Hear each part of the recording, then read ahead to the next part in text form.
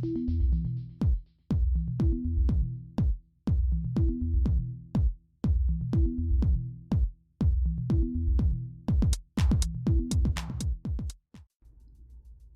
morning and welcome back to the channel. In this morning's Celtic FC news, it was rumoured yesterday that you can tell when there's not a game on during the week. The media had a frenzy in Scotland saying that Ange Postecoglou was going to Leeds. I did say in the video the other day that I thought it highly unlikely that the Celtic manager would leave mid-season and definitely go to Leeds. The Celtic hierarchy have came out and they've told people that they're confident that Ange Postecoglou will not be leaving to go to Leeds. Nicholson and Peter Lawwell believe that the 57-year-old is highly motivated and completely committed to leading Celtic to his second consecutive title, 2 in a row, and we're going to talk about the titles in a minute. Joseph Juranovic, talk about him going to Berlin because they didn't actually think they would get him. Charlie Nicholas believes that Ange Postecoglou could be going to Liverpool. It's never going to happen. Never going to happen. Scott Brown, we need to talk about Scott Brown. Scott Brown made history last night as he won in the FA Cup. And then we'll go over to the comment section. But today's comment section comes from the community tab. So we're going to look at that. So first of all, we're going to jump to the Joseph Juranovic story because the transfer union Berlin blew away the director as he admitted that he didn't think he would sign the Bundesliga side. Landed Juranovic late in the transfer window, and managing director admitted that he was surprised that they managed to pull it off. We all know that Juranovic was looking to leave and it was linked with Manchester United. It was said that Manchester United were actually going to put a bid in for him, but he ended up going to Berlin because he wanted to play first team football and he didn't want to be basically on the bench a lot of the time. So that's enough of that story. Celtic are highly confident of keeping Ange Postecoglou, although Charlie Nicholas does believe that he'll end up as Liverpool manager. How many times did it say that? Since Ange Postecoglou came to Celtic, they laughed at him and said, "Who is this guy?" They couldn't pronounce his name, neither could half of us, to be honest. But he came in, he was confident in himself, and now they're trying to chase him out the door. It's just one of those things in Scotland, isn't it? When you're that good. Postecoglou has seen off many managers in his short tenure as Celtic boss. He lets their managers do their work. He lets all the back team staff do their work. He's just a fantastic manager, and the fact that the Scottish media are doing everything they can to try and chase him out the door. What do you think of that? Tell me in the comment section. Obviously, it came out last night that he's basically not going to be going anywhere. But, you know, there will be a day that he comes. But we've all said it. You know, he's got a plan in mind for what he wants to achieve at Celtic. And it's been said that he's only 25% through that whole outcome. You know, he's only getting started, which means he is here for the long term. So I wouldn't worry about him doing a Brendan Rodgers and jumping ship halfway through the season. As for Charlie Nicholas, you know, he's just stirring the pot as per normal. Anyway, when was the last time that Charlie was actually up in Scotland and watched a game of football?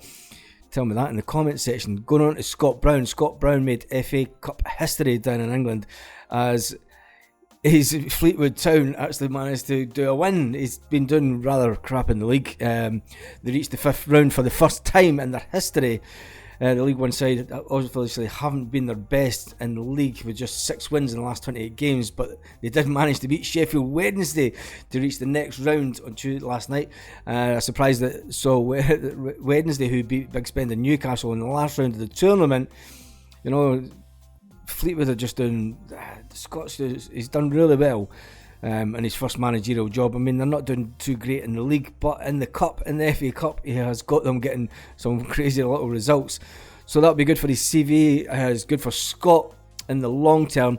He knows that he has to go and sort of get his managerial career started somewhere, and you're better starting down at the bottom of the leagues rather than trying to come into the SPL like what Stephen Glass did and then get chased out of Aberdeen. And you wouldn't want that to happen to Scott Brown. You want him to be a good manager for years to come and hopefully end up back at Celtic one day.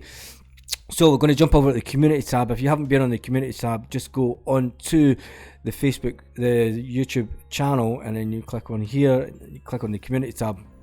And last night I posted a post about the leagues, and when you look at it, you know, it's been a fantastic time from the time that Martin O'Neill come in. In fact, going back to when Janssen actually stopped them down 10 in a row. If you go back to 98, I mean, it was just a fantastic year stopping it. But from 2000, you've had Martin O'Neill,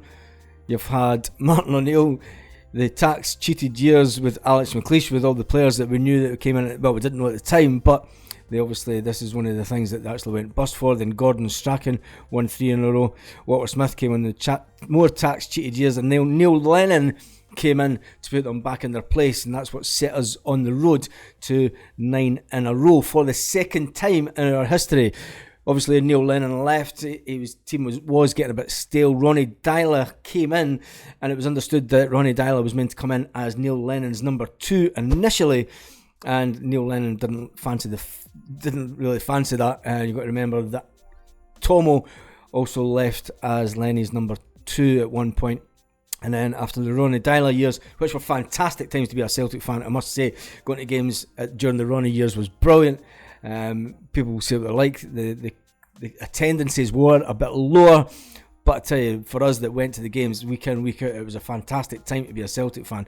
Brendan Rodgers then came in, and obviously lasted 2 seasons before, well, it was 2.5 seasons before he walked out and went down to Leicester and stabbed us in the back. It's not really, because there was people that, I mean, I know guys that sit in the director's box and in the main stand, and you know, they were all saying at the time there's no chance that Brendan Rodgers is going to be here for 10 in a row. Then obviously Lenny came back in 2018-2019 season, managed to get the 9 in a row, the 8 in a row and the 9 in a row, and then the Sevco Cup, the No Fans Cup, there was no fans in the stadium, and that's the only reason that Celtic lost the title that year. There was other things that went against us, but it was the fact that Stevie Gerrard had no Celtic fans against him. And then Ange Postecoglou came in, the man that nobody knew, the man that they all laughed at and all jeered at and made fun of. And he came in and he's wiped the floor in Scottish football, and he is dominant. He's made Celtic the dominant force once again. So the comment section, we would never sell our club, says, and they always said, we are the people forever in Celtic shadows. They've always been in Celtic shadows. And the fact that Celtic won the old European Cup. Teague says, lol, I wish you could do that with my taxes. We would never sell our club, says, come on Celtic, we have won 17 titles. It's a fantastic amount of titles. When you look at it like that, you know, it has been one dominant period in the Scottish football for Celtic.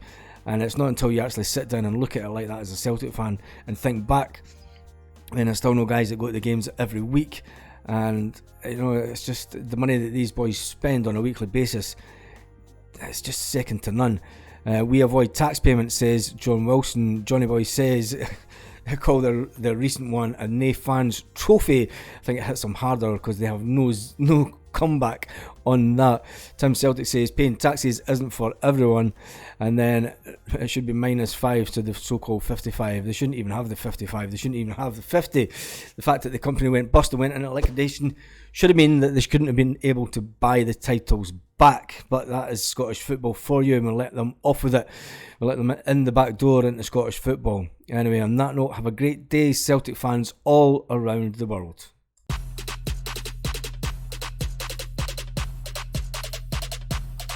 Lit. Roll up to the party, roll up to the party.